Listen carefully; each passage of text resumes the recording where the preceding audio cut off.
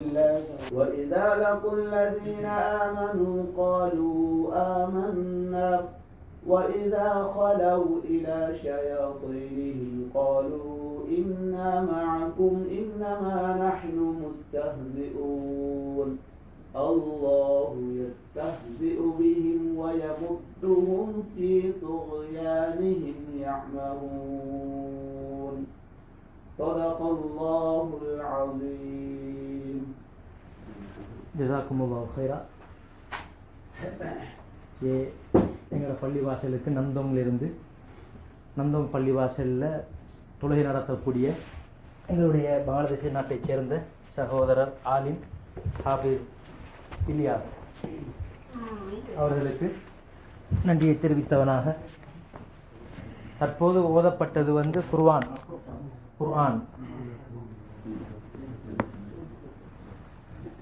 குர்ஆன் என்பது எங்களுடைய வழிகாட்டி, எங்களுடைய இமாம், அல்லாஹ் தஆலாவுடைய வார்த்தை. அல்லாஹ் குர்ஆனிலே சொல்கிறான், இன்னா நஹ்னு நஸ்ஸல்னா ஸிக்ர வ இன்னா லஹு லஹாஃபிதுன். குர்ஆனை நாங்களே இறக்கினோம், அதனை நாங்கள் பாதுகாப்போம். ஆரம்பத்திலே, இஸ்லாத்தினுடைய ஆரம்பத்திலே எழுத்து வடிவத்தில் குர்ஆன் இருந்திருக்கவில்லை.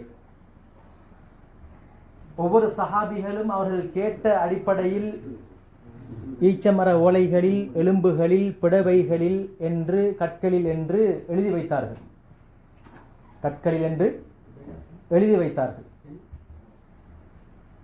அதற்கு பிற்பட்ட காலத்தில் அதிகமான சஹாபாக்கள் குர்ஆனை மனனம் செய்தவர்களாக இருந்தார்கள். ஒரு தடவை யர்மூக் யுத்தத்திலே 70 முக்கியமான குர்ஆனை மனப்பாடம் செய்திருந்த 70 மலக்குமார்கள், சஹாபாக்கள், 70 சஹாபாக்கள் கொலை செய்யப்பட்டார்கள், ஷஹீதாக்கப்பட்டார்கள். அதே போன்று சில இஸ்லாத்தை ஏற்றவர்களாக நடித்தவர்கள், முனாஃபிக்குகள் சிலர் நபி ஸல்லல்லாஹு அலைஹி வஸல்லம் அவர்களிடம் வந்து, எங்களுக்கு சில சஹாபாக்களை தாருங்கள், நாங்கள் எங்களுடைய ஏரியாவுக்கு சென்று மக்களுக்கு இஸ்லாத்தை, குர்ஆனை பரப்புவோம் என்ற நோக்கத்திலே சில சஹாபாக்களை கூட்டி சென்றார்கள். எப்படிப்பட்ட சஹாபாக்கள்? குர்ஆன் மனப்பாடம் நல்ல முறையில் குர்ஆ என்று சொல்லக்கூடிய குர்ஆனை திருத்தமாக அழகான முறையில் மனப்பாடம் செய்த பெரும் சஹாபாக்கள் சிலரை கூட்டி சென்றார்கள். கூட்டி செல்லும் வழியிலே அவர்களுடைய உண்மையான சுயரூபத்தை காட்டி அந்த குர்ஆனை மனப்பாடம் செய்திருந்த அந்த சில சஹாபாக்களை அப்படியே கொலை செய்தார்கள்.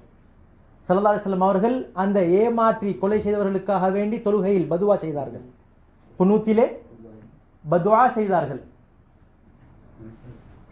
அப்படி இருந்தும் இன்றளவில் வரும் வரையில் ஒரு 7 வயது சிறுவனை கூட கேட்டால், குர்ஆனை மனப்பாடம் செய்யக்கூடிய ஒரு பிள்ளையை கூப்பிட்டு நாங்கள் குர்ஆனுடைய ஒரு பகுதியை பிரட்டி நாங்கள் ஓதச் சொன்னால் அந்த பிள்ளை ஓதும். ஏனைய வேதங்கள் இவ்வாறு பாதுகாக்கப்படவில்லை. குர்ஆன் பாதுகாக்கப்பட்டது போல ஏனைய வேதங்கள் பாதுகாக்கப்படவில்லை. அல்லாஹ் இந்த குர்ஆனை எவ்வளவு அழகாக ஒவ்வொரு மனிதனுடைய உள்ளங்களிலும் அதனை பாதுகாத்து வைத்திருக்கிறான். குர்ஆனில் எந்த ஒரு இடத்தில் ஒரு எழுத்துப்பிழை வந்தாலும் கூட அந்த எழுத்துப்பிழை எல்லோருக்கும் திருத்தி கொடுக்கப்படும். எந்த அளவுக்கு சொன்னால், குர்ஆனிலே ஒரு சின்ன ஒரு வார்த்தை கூட எழுத்துப்பிழையாக அச்சிடப்பட்டால் இந்த குர்ஆனில் அச்சுப்பிழை இருக்கிறது, இதனை நீங்கள் ஓத வேண்டாம் என்று திருத்தி கொடுக்கப்படுகிறது. அந்த அளவுக்கு அல்லாஹ்வினுடைய உதவியினால் இந்த குர்ஆன், எங்களுடைய வேதம், எங்களுடைய வழிகாட்டி, அல்லாஹ்வினுடைய பேச்சு பாதுகாக்கப்பட்டிருக்கிறது. நாங்கள் எங்களுக்கு தெளிவு தெரிந்த நாளிலிருந்து இன்றளவு வரும் வரையிலும் சூரத்துல் ஃபாத்திஹாவை எத்தனை விடுத்தம் ஒரு நாளைக்கு ஓதி வருகிறோம். ஒரு பொழுதும் ஒரு டயர்டோ ஒரு இன்ட்ரெஸ்ட் இல்லாத நிலைமையோ என்ன செய்யவில்லை, யாருக்கும் வந்தது கிடையாது. அப்படித்தான் அல்லாஹ் சுப்ஹானஹு வ தஆலா அந்த குர்ஆனை இனிமையாக ஆக்கி வைத்திருக்கிறார். அந்த குர்ஆனுடைய சில வசனங்களை கேட்கக்கூடிய பாக்கியத்தை அல்லாஹ் நமக்கு தந்தான். மிகவும் கவலையான செய்தி என்னவென்றால், ஏனைய காலங்களில் ஏனைய நாட்களில் வேலைகள் இருக்கும். ஆனால் இன்றைய வெள்ளிக்கிழமை, சனிக்கிழமை, ஞாயிற்றுக்கிழமை, இன்னும் சில கம்பெனிகளில் மேலும் 2-3 நாட்கள் என்று விடுமுறை கொடுக்கப்பட்டிருக்கிறது. அதிலும் சிலருக்கு வேலை இருக்கிறது. இன்று அவர்கள் வராமல் இருப்பதில் அவர்களுக்கு ஒரு நியாயம் இருக்கிறது. வேலை செய்துவிட்டு கொஞ்சம் குளித்து விட்டு வருவதற்கென்று கொஞ்சம் சிரமம் எடுத்துக்கொள்ளும். சுத்தமாக வருவது நல்ல பள்ளிவாசலுக்கு என்ற அடிப்படையில் அவர்கள் நிர்பந்திக்கப்பட்டவர்கள், சலுகை உள்ளவர்கள். அது இல்லாமல் அப்படியான ஒரு நிலப்பாட்டில் இல்லாதவர்களில் இங்கு நாம் இந்த இடத்துல ஒன்று கோடி சேர்க்கக்கூடிய நபர்களில் இலங்கையர்களை விட இந்த நாம் பேசுகின்ற தமிழ் பாஷை அல்லாத அடுத்த சகோதரர்களுடைய எண்ணிக்கை அதிகமாக இருக்கிறது. வரக்கூடிய காலங்களில் சவால் அதிகம். நான்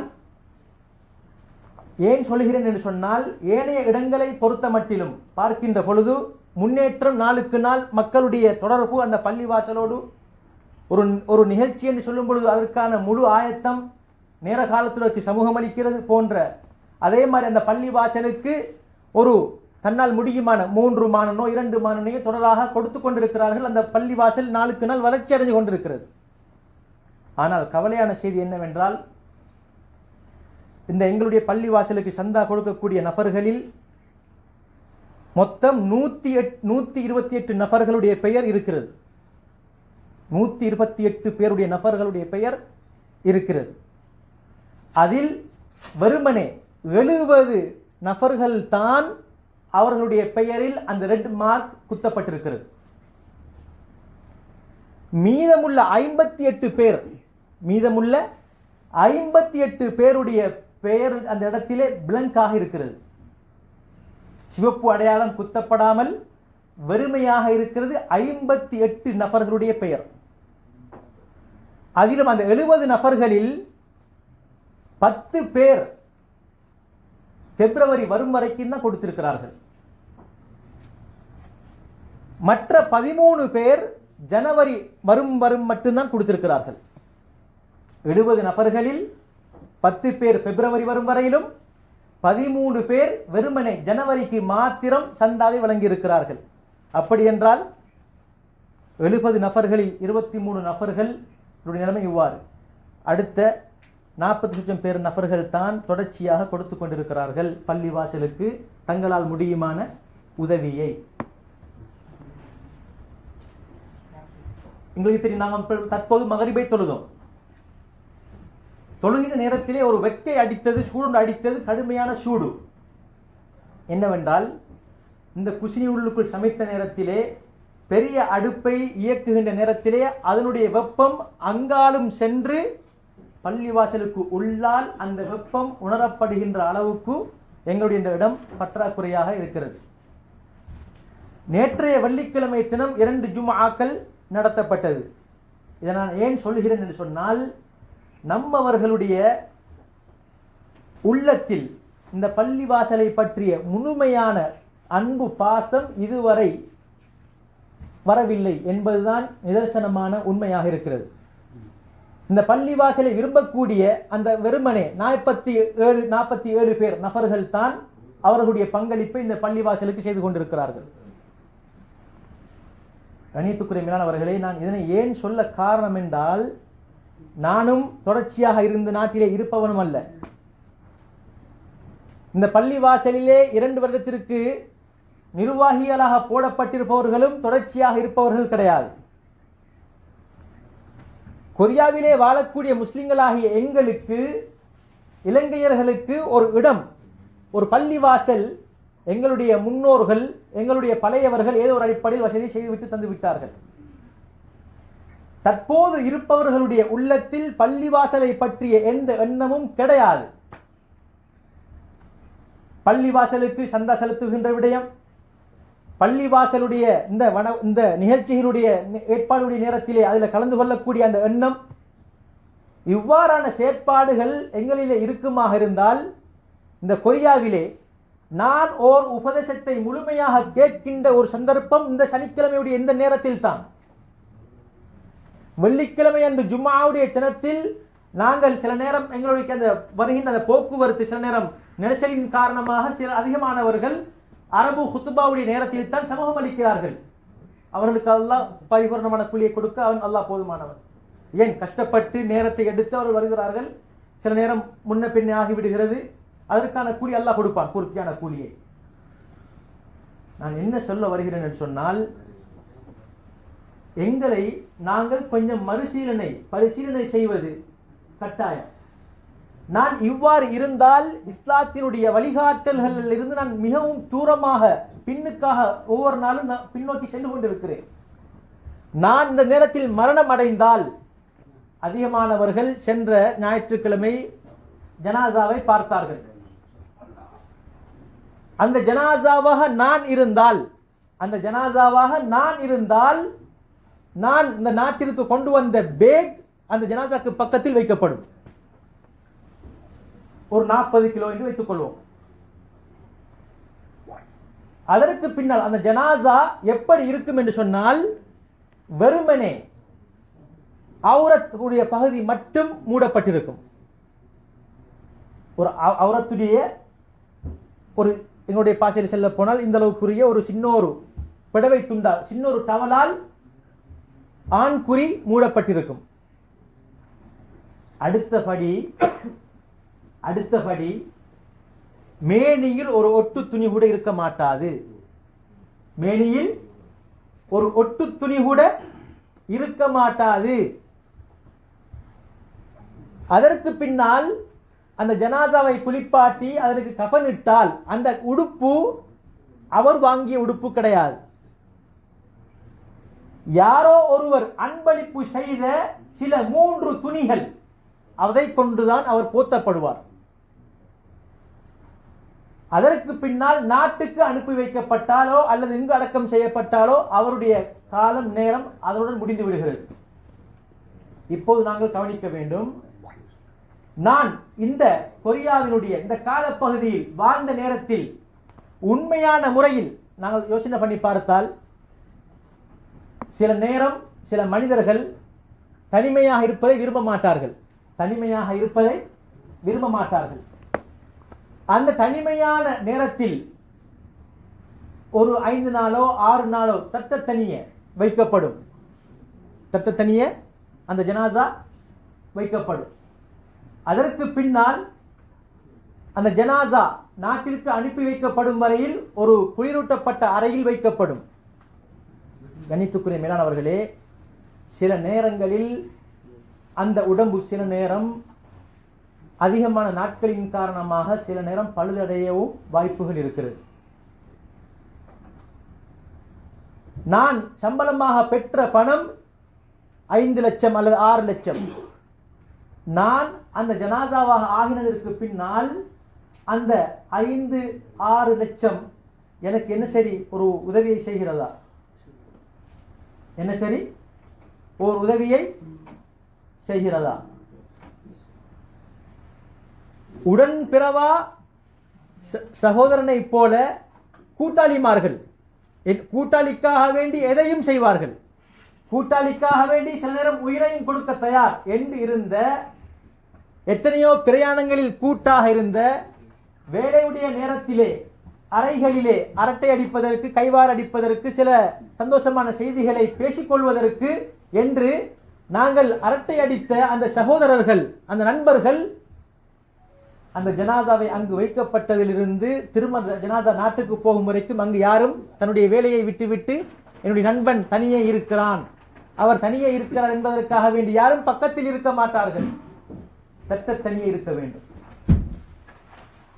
தனியாக இருக்க வேண்டும். இதுதான் எங்களுடைய வாழ்க்கை. உடுத்திருக்கிற ஆடை யாரோ ஒருவர் அன்பளிப்பு செய்த ஆடை.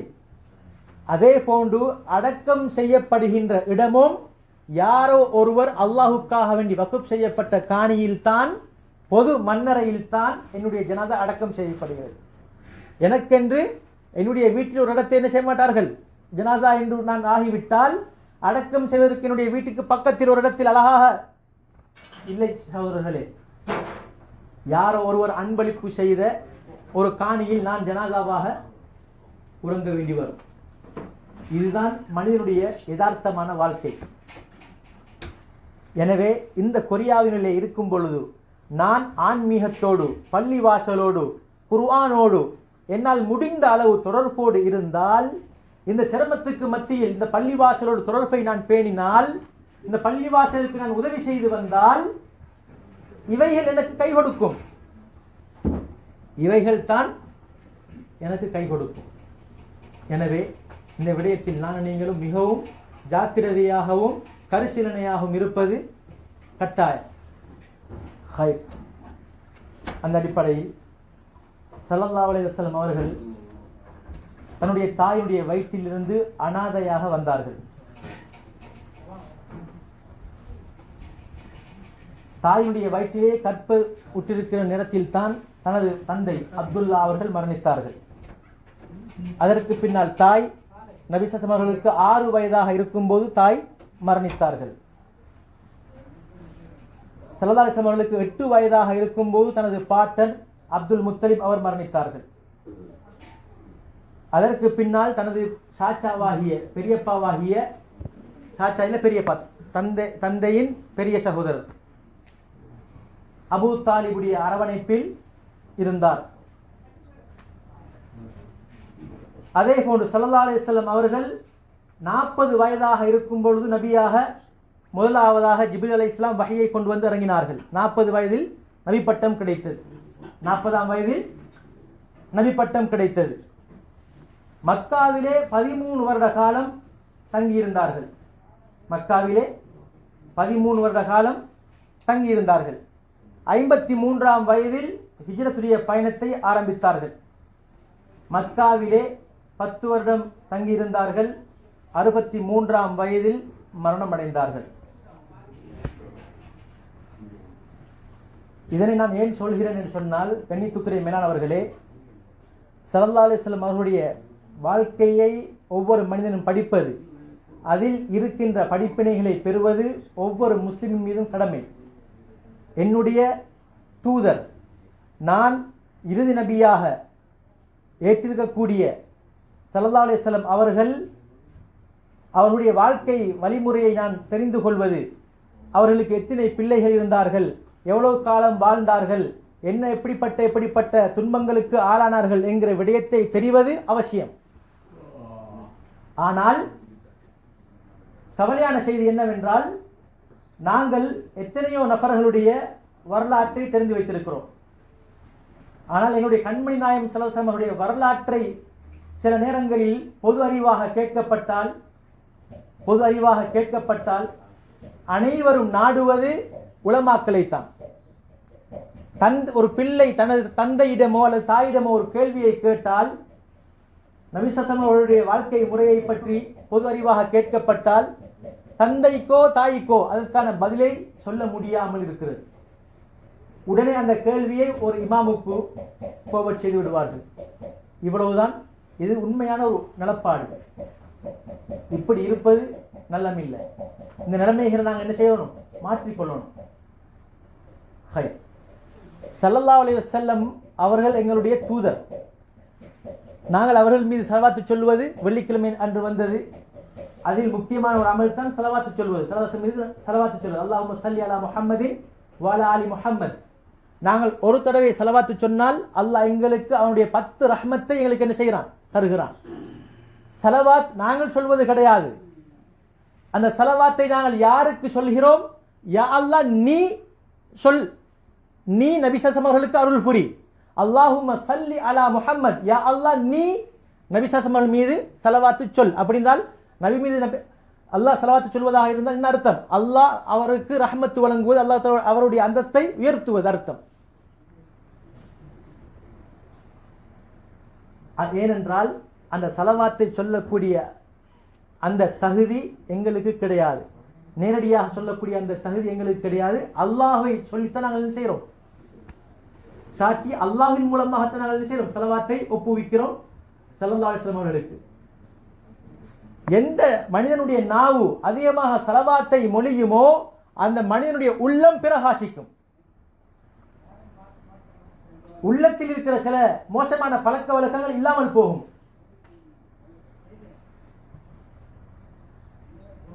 பாங்கு துவான்னு நாங்கள் ஓதுகிறோம் தானே, அந்த பாங்கு துவால ஒரு முக்கியமான அம்சம் இடம்பெறுகிறது. ஆதி சய்யிதனா முஹம்மதனில் வஸீலத வல் ஃபதீலா வபஅஸ்ஹு மகாமம் மஹ்மூதன் அல்லதி வஅத்தா வர்ஸுக்னா ஷஃபாஅத்தா. இதுல நாங்க என்ன செய்யறோம்டா, யா அல்லாஹ் நீ நபிக்கு வசீலா என்று சொல்லக்கூடிய அந்த பாக்கியத்தை கொடுப்பாயாக, அவருடைய அந்தஸ்தை நீ உயர்த்துவாயாக என்று நாங்கள் என்ன செய்யறோம்? யாருக்கு துஆ கேட்கிறோம்?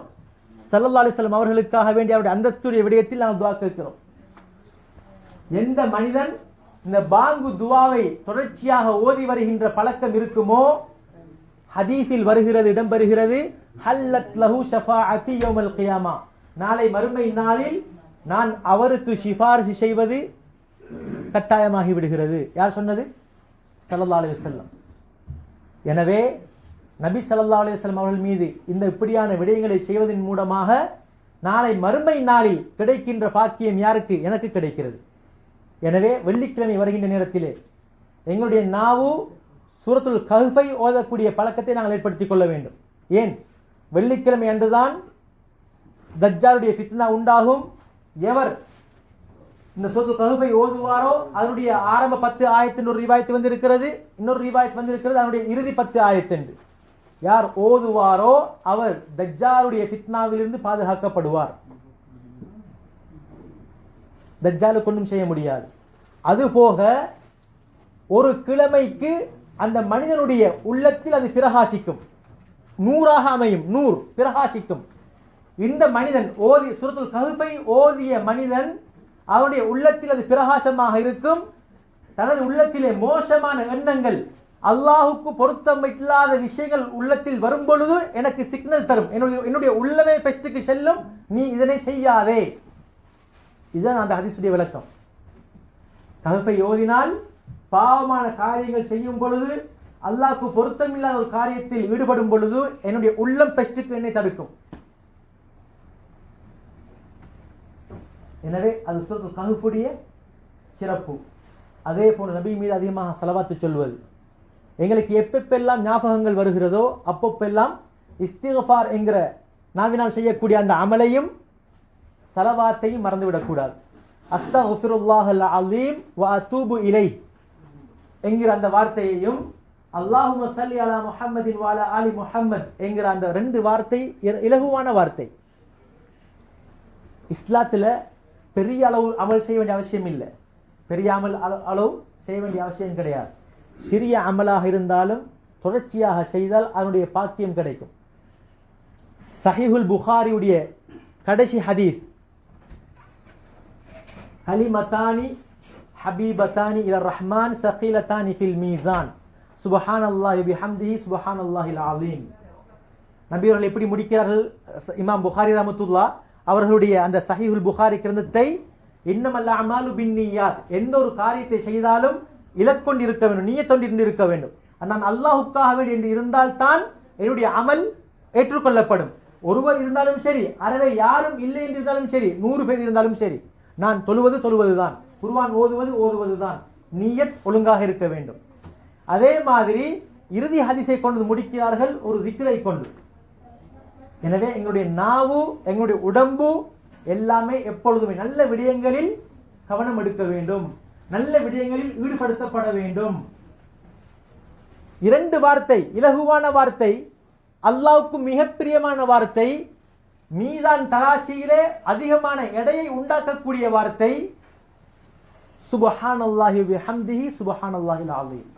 இவ்வளவுதான். இப்படி இலகுவான அம்சங்களை கொண்டு எங்களுக்கு இஸ்லாம் வழிகாட்டுதல்கள் காட்டியிருக்கிறது. இதில் எனக்கு ஆசை விருப்பம் வர வேண்டும், இதில் எனக்கு ஆசை விருப்பம் வர வேண்டும். குர்ஆனை எடுப்பதில், அதனை ஓதுவதில், அதனை கொஞ்சம் ஆராய்வதில் எனக்கு இன்ட்ரெஸ்ட் உண்டாக வேண்டும். இன்று எத்தனை நபர்கள் வேலையை செய்துவிட்டு வந்ததற்கு பின்னாலே கொரியாவுடைய நேரப்படி 11 மணி, சில நேரம் 12 மணி, 1 மணி இந்த நேரத்திலே விளையாட்டிலே ஈடுபாடு உடையவர்கள் என்ன செய்கிறார்கள்? நாளை வேலை, ஏற்கனவே வேலை செய்துவிட்டு வந்திருக்கிறார்கள். அந்த இன்ட்ரெஸ்டின் காரணமாக அந்த மெச்சை முழுமையாக பார்த்துவிட்டு தூங்குகிறார்கள். சிலருக்கு பொழுதுபோக்கு என்பதற்காக வேண்டி, பிலிம்களை பார்ப்பதற்காக வேண்டி இன்ட்ரெஸ்ட் அதில் இருப்பதன் காரணமாக அதனை எந்த நேரத்தில் வந்தாலும் அந்த ஆரம்பமாக வந்த உடனே அதனை பார்க்குகின்ற பழக்கம், அது தன்னுடைய வேலையுடைய நாட்களாக இருந்தாலும் சரி, ஓய்வு நேரங்களாக இருந்தாலும் சரி, அதற்கு நேரத்தை கொடுப்பதற்கு மனது இடம் கொடுக்கிறது. மனதில் எந்த விதமான ஒரு சோம்பேறித்தனமும் கிடையாது.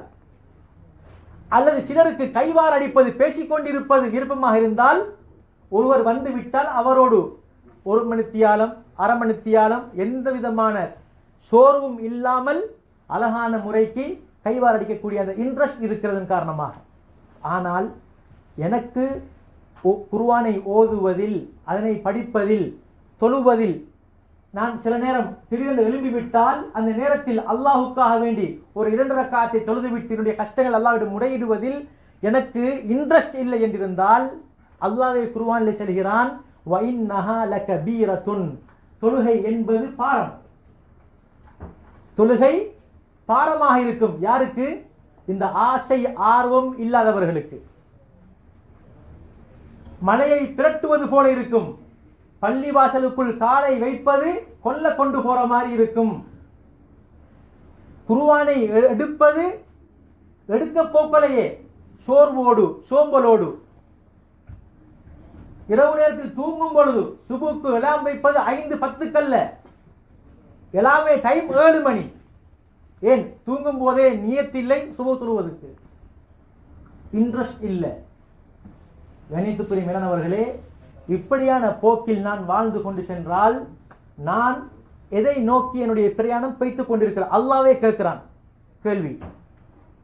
ஃபஐன தذهبون, ஏ மக்களே, நான் உங்களை படைத்த இறைவன் கூறுகிறேன், ஃபஐன தذهبون, நீங்கள் எங்கு செல்கிறீர்கள்?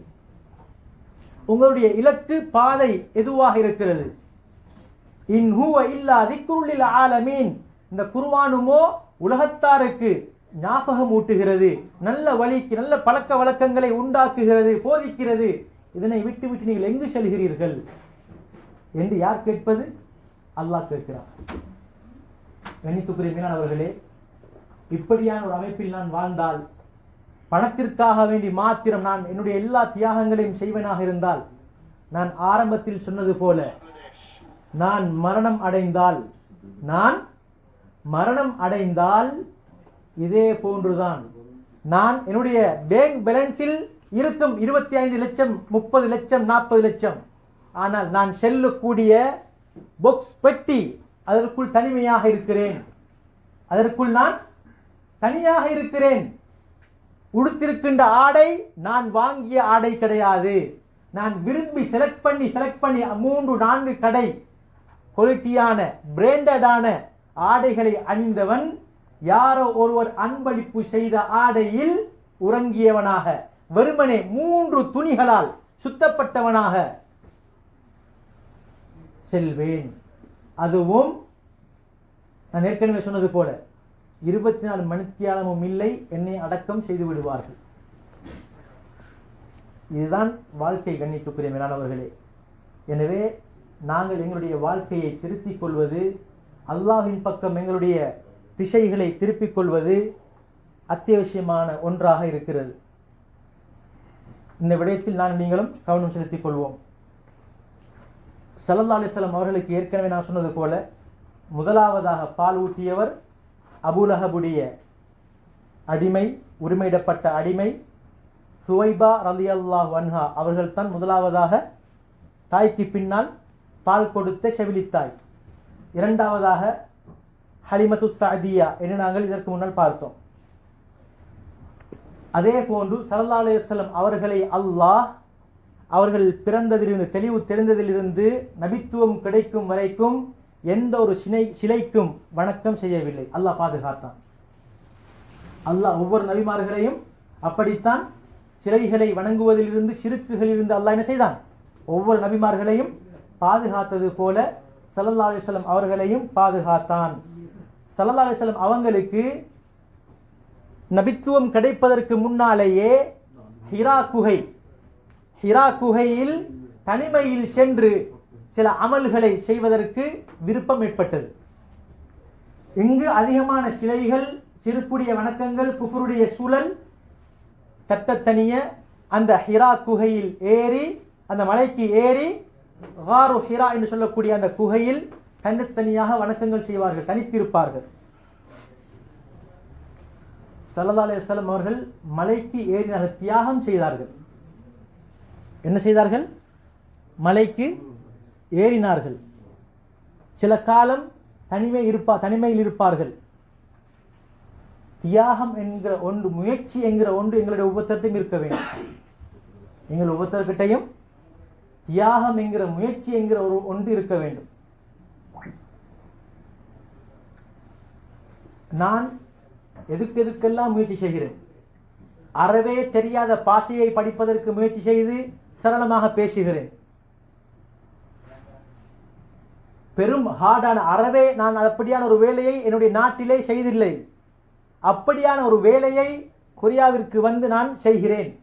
முயற்சி, அதே முயற்சி என்னுடைய ஆன்மீக துறைக்கு நான் என்ன செய்கிறேன்? நான் ஒவ்வொன்றா நாங்கள் யோசனை பண்ணி பார்த்தாலும், நாங்கள் எழும்பினதிலிருந்து திரும்ப தூங்கும் வரைக்கும் நாங்கள் ஒவ்வொருத்தரும் முயற்சி செய்கிறோம். அந்த முயற்சிகளில் என்னுடைய வாழ்வுக்காக, என்னுடைய அறிவுக்காக, என்னுடைய ஆன்மீகத்துக்காக நான் என்ன முயற்சி செய்கிறேன்? கட்டாயம் பார்க்க வேண்டும். அல்லாஹ் சொல்கிறான், நபி ஸல்லல்லாஹு அலைஹி வஸல்லம் சொன்னார்கள் ஹதீஸிலே, மன் சலக தரீகன் யல்தமிசு ஃபீஹி இல்மன் ஸஹ்ஹலல்லாஹு லஹு தரீகன் இலல் ஜன்னah. எப்பொழுதுமே என்னுடைய ஆன்மீகத்தில் எனக்கு சிந்தனை இருக்க வேண்டும். நான் இந்த ஹதீஸுடைய வார்த்தை என்னவென்றால், யார் இல்மை படிப்பதற்காக வேண்டி, ஆன்மீக துறையில் ஒரு வளர்ச்சியை ஏற்படுத்திக் கொள்வதற்காக வேண்டி முயற்சி செய்கிறாரோ, நடந்து செல்கிறாரோ, அல்லாஹ் சொர்க்கத்திற்கு செல்லக்கூடிய பாதையை அவருக்கு இலேசாக்கி கொடுக்கிறான். எவ்வளவு பெரிய முக்கியமான விஷயம். பள்ளிவாசலுக்கு நான் வருகிறேன் என்று சொன்னால், இந்த சனிக்கிழமை நான் பள்ளிவாசலுக்கு வருகிறேன் என்று சொன்னால், அல்லாஹ் இதன் மூலமாக எனக்கு எதனை ஏற்படுத்தி தருகிறான்? சொர்க்கம் செல்வதற்கான பாதையை இலகுவாக்கி தருகிறான்.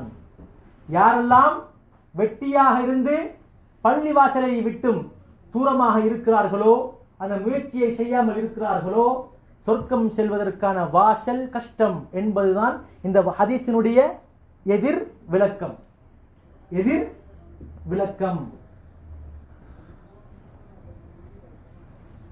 ஸல்லல்லாஹு அலைஹி வஸல்லம் அவர்கள் தன்னுடைய ஆன்மீக வளர்ச்சிக்காக வேண்டி கஷ்டப்பட்டு ஏறினார்கள்.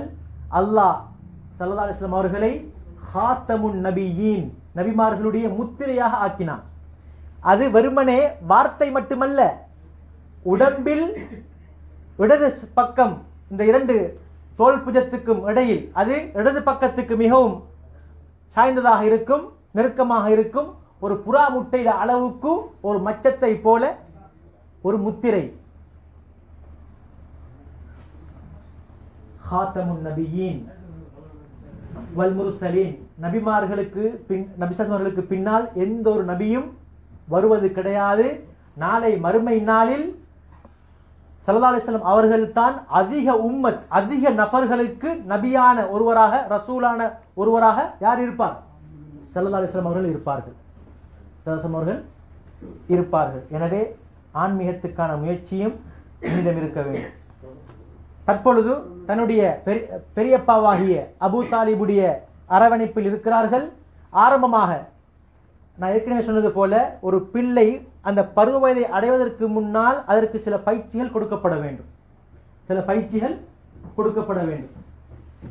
நபி ஸல்லல்லாஹு அவர்களுக்கு 12 வயது. நபி ஸல்லல்லாஹு அவர்களுக்கு எத்தனை வயது? 12 வயது. முதல் கட்டமாக ஷாம் என்று சொல்லக்கூடிய பிரதேசத்துக்கு வியாபார நோக்கில் கூட்டி செல்கிறார் அபூ தாலிப். ஷாமுடைய அந்த டைமில், அந்த ஷாம் பிரதேசத்தில் யூதர்கள் அதிகமாக வாழ்ந்து வந்தார்கள். யூதர்கள் எப்பொழுதுமே கிறிஸ்தவர்களுக்கும் எதிரி, முஸ்லிம்களுக்கும் எதிரி. கூட்டி செல்கின்ற நேரத்திலே பஹீரா அர்-ராஹிப் என்று சொல்லக்கூடிய நபரை சந்திக்கிறார்கள். நபி ஸல்லல்லாஹு அவர்களுடைய அந்த அமைப்பையும் பார்த்துவிட்டு அங்கு சில விடயங்கள் ஆச்சரியமாக நடந்தது. மரங்கள் நிழல் கொடுத்தது, அதே போன்று மேகக்கூட்டம் நிழல் கொடுத்தது. கொஞ்சம் வித்தியாசமான அமைப்பை அவர் கண்காணித்த நேரத்திலே அபூ தாலிபை கூப்பிட்டு சொன்னார், இவர்தான் எதிர்பார்க்கப்படக்கூடிய இறுதி நபி. ஏன், அவர் ஏற்கனவே இஞ்சியில் அவர் ஒரு யூதர், கிறிஸ்தவர், அவர் ஏற்கனவே படித்திருக்கிறார். எனவே சொன்னார், இவருக்கு எதிர்காலத்தில் சில நல்ல விடயங்கள் கிடைக்க இருக்கிறது, இவர்தான் இறுதி நபிக்குரியவர். எனவே இவரை நீங்கள் என்ன செய்ய வேண்டாம், இந்த ஷாமு உட்பகுதிகளுக்குள் கூட்டி செல்ல வேண்டாம், இவரை நீங்கள் கூட்டி சென்று விடுங்கள் திரும்ப மக்காவுக்கு என்று சொன்ன நேரத்திலே திரும்ப கூட்டி விட்டு வந்தார்கள். திரும்ப ஸல்லல்லாஹு அவர்களுக்கு 25 வயதாக இருக்கும் பொழுது ஷாமுக்கு ஸல்லல்லாஹு 2 விடுத்தம் பிரயாணம் செய்திருக்கிறார்கள். ஷாமுக்கு 2 விடுத்தம் பிரயாணம் செய்திருக்கிறார்கள். ஒன்று 12 வயது, நான் சொன்ன இந்த நேரம். அடுத்ததாக 25 வயதாக இருக்கும் பொழுது அன்னை ஹதீஜா ரலியல்லாஹு அன்ஹா அவர்களுடைய வியாபார கோஷ்டிக்கு தலைவராக வியாபாரத்தினுடைய விடயங்களை மேற்கொள்வதற்காக வேண்டி 2வது விடுத்தமாக ஷாமுக்கு சென்றார்கள். 2வது விடுத்தமாக ஷாமுக்கு சென்றார்கள். யாரோடு சென்றார்கள்? ஹதீஜா ரலியல்லாஹு அன்ஹா அவர்களுடைய அடிமையான மைசரா ரலியல்லாஹு அன்ஹா அவர்களுடன் சென்றார்கள். அந்த பிரயாணத்திலே மைசரா ரலியல்லாஹு அன்ஹா அவர்கள் பார்த்த சில விடயங்களை பார்த்துவிட்டு ஹதீஜா நாயகி அவர்களிடம் வந்து சொன்னார்கள், நாங்கள் கூடி எங்களோட வந்த அந்த மனிதர் இருக்கிறாரே, இவர் நம்பிக்கையான நல்ல ஒரு மனிதர். அப்படி நபி ஸல்லல்லாஹு அலைஹி வஸல்லம் அந்த பண்புகளை சொன்ன நேரத்திலே ஹதீஜா ரலியல்லாஹு அன்ஹா அவர்களுக்கு ஸல்லல்லாஹு அலைஹி வஸல்லம் அவர்களை திருமணம் முடிக்க வேண்டும் என்கிற எண்ணம் ஏற்பட்டது. எனவே ஸல்லல்லாஹு அலைஹி வஸல்லம் அவர்கள் தனக்கு 25 வயதாக இருக்கும் பொழுது அன்னை ஹதீஜா ரலியல்லாஹு அன்ஹா அவர்களுக்கு 40 வயதாக இருக்கும் பொழுது என்ன செய்தார்கள்? திருமணம் முடித்தார்கள். ஸல்லல்லாஹு அலைஹி வஸல்லம் அவர்களுக்கு 50 வயதாக இருக்கும் பொழுதுதான் அன்னை ஹதீஜா ரலியல்லாஹு அவர்கள் என்ன செய்தார்கள்? மரணித்தார்கள். கிட்டத்தட்ட 25 வருட காலம் ஸல்லல்லாஹு அலைஹி வஸல்லம் அவர்களோடு வாழ்ந்தார்கள். 25 வருட காலம் ஸல்லல்லாஹு அலைஹி வஸல்லம் அவர்களோடு வாழ்ந்தார்கள். உலகத்திலேயே நபி ஸல்லல்லாஹு அலைஹி வஸல்லம் அவர்களுக்கு பின்னால் கலிமாவை ஏற்ற ஒரு மனிதர் யார்? ஹதீஜா ரலியல்லாஹு அன்ஹா.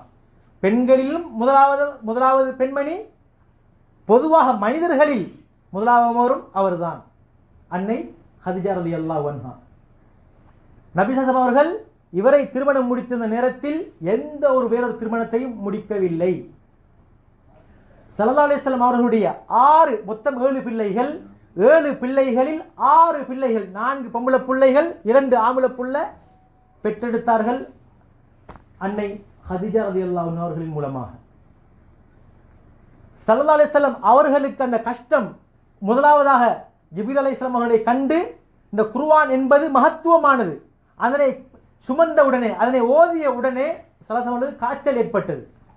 ஓடோடி வந்தார்கள், தனக்கு காய்ச்சலாக இருக்கிறது, என்னை போர்த்துங்கள். அன்னை ஹதீஜா ரலியல்லாஹு அன்ஹா போர்த்தினார்கள் புடவையால். காய்ச்சலை கொஞ்சம் தணித்தார்கள். சொன்னார்கள், நீங்கள் பயப்பட வேண்டாம், நீங்கள் நல்லொரு மனிதர், அல்லாஹ் உங்களை கைவிட மாட்டான்.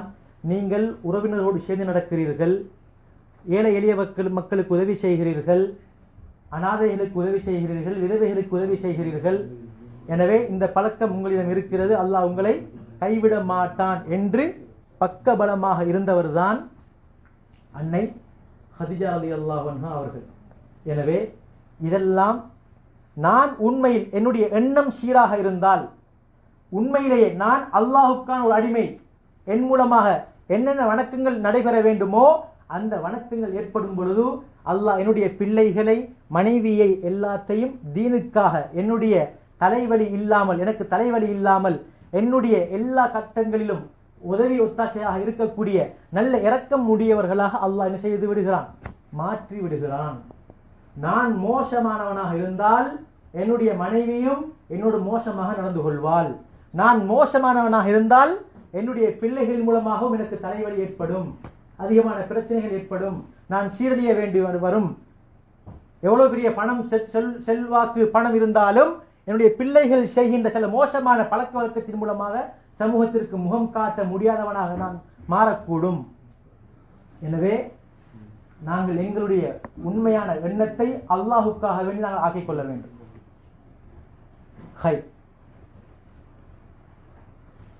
எங்களுடைய பள்ளிவாசலுக்கு வந்திருக்கக்கூடிய பங்களாதேஷ் நாட்டைச் சேர்ந்த ஒரு முக்கியமான ஆலிம். இவர் தேவ்பந்த் என்று சொல்லக்கூடிய இந்தியாவில் இருக்கக்கூடிய மிக முக்கியமான ஒரு மதரசா, அதிலே தௌரா ஹதீஸ் ஓதி அதற்கு பின்னால் அதிகமான விடுத்தம் 4-5 விடுத்தம் ஹஜ் வழிகாட்டியாக சென்று லண்டனிலும் இருந்து தற்பொழுது கொரியாவிலே இருக்கக்கூடிய ஒரு முக்கியமான ஒரு ஆலிம். சிலர் ஆலிம்களிலும் நல்லவர்கள் இருக்கிறார்கள், கெட்டவர்கள் இருக்கிறார்கள். சில சம்பவங்கள் எங்களுக்கு தெரியும், சில நாடுகளிலே அதிகமானவர்களுக்கு தெரியும். சில நேரங்களில் சில மோசமான பழக்க வழக்கம் அல்லது சில பணத்தை சம்பாதிக்கின்ற விதம், இதில் சில உலமாக்களும் ஈடுபட்டிருப்பார்கள், கெட்டவர்களும் இருப்பார்கள். ஆனால் அந்த ஒருவரை வைத்து முழு மனித அந்த உலமாக்களையும் என்ன செய்ய முடியாது, எடை போட முடியாது, இவர் மோசமானவர் தான். சிலர் தன்னை அடையாளப்படுத்திக்கும், நான் ஒரு பெரிய ஆலிம், நான் ஒரு பெரிய ஆலிம், நான் இப்படி இப்படி இப்படி எல்லாம் ஓதினேன், எனக்கு இப்படி இப்படி எல்லாம் நான் இப்படி. சிலவங்க அப்படி தன்னை புகழ்ந்து கொள்வார்கள், சிலர் புகழ மாட்டார்கள். தன்னிடம் எவ்வளவு பெரிய அறிவு இருக்குமோ அந்த அறிவை நான் ஒரு பெரிய அறிவாளி என்று காட்ட மாட்டார்கள். தவாதுஆன அடிப்படையில், தாழ்மையான அடிப்படையில் தன்னுடைய வாழ்க்கையை அமைத்துக் கொள்வார்கள். இது உலக நியதி. பொதுவாக பணக்காரர்களில், உலமாக்களில் இப்படி என்னென்ன வர்க்கங்கள் இருக்கிறதோ அந்த அனைத்து வர்க்கத்திலும் நல்லவர்களும் இருக்கிறார்கள், கெட்டவர்களும் இருக்கிறார்கள். இது நிதர்சனமான அனைவரும் ஏற்றிருக்கக்கூடிய ஒரு உண்மை. அந்த அடிப்படையில் எங்களுடைய பள்ளிவாசலுக்கு வந்திருக்கிறார்கள். இதே நேரத்தில் இன்னொரு விஷயத்தை சொல்ல வேண்டும். எங்களுக்கு பக்கத்தில் இருக்கக்கூடிய, நான் பேர செல்ல விரிவா செல்ல, எங்களுக்கு பக்கத்தில் இருக்கக்கூடிய அவங்களோட பள்ளியில் கூட இன்றைக்கு நிகழ்ச்சி. அதே மாதிரி இன்னும் கொஞ்சம் தூரத்தில் இருக்கக்கூடிய நீங்கள் வேலை செய்யக்கூடிய அந்த இடத்துல இன்னொரு பள்ளிவாசல் இருக்குது, அங்கேயும் நிகழ்ச்சி. இப்படி இன்றைக்கி தெரியும், லீவு காலத்தில் அதிகமான நிகழ்ச்சிகள் நடக்கும். ஆனாலும் இதுவரைக்கும் பேசின விஷயத்தை எங்களுடைய பங்களாதேஷ் சகோதரர்கள், நான் பேசின பாஷை தமிழ் பாஷை, ஆனால் எந்த சத்தமும் இல்லாமைக்கு ஆரம்ப நேரத்திலேருந்து கவனிச்சுட்டு இருக்கிறாங்க. அதே மாதிரி அவருக்கு எத்தனையோ இடத்துலேருந்து அழைப்பு வந்திருக்கும், ஆனால் அங்கே போகாமைக்கு எங்களோட பள்ளி வாசலுக்கு என்ன செய்திருக்கிறார், நாடி வந்திருக்கிறார். ஏனென்றால் எங்களுடைய சகோதரர்கள் அல்ஹம்துலில்லாஹ் நல்ல பழக்க வழக்கத்தின் மூலமாக அனைவர்களையும் கவரக்கூடிய ஒரு அமைப்பு இருக்கிறது.